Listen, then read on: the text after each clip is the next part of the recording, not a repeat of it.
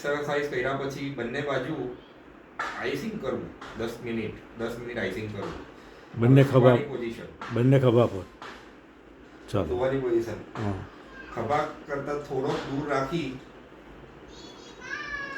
અને આમ કરી દેવો, જેથી એ નેકનો શેપ લઈ લે અને જે હાથ દુખતો હોય એની નીચે તકીઓ મૂકવો, એને સપોર્ટ મળે એના માટે.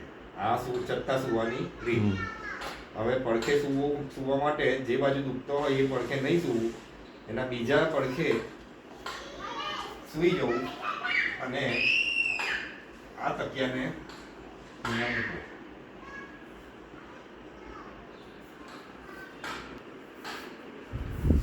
અને આને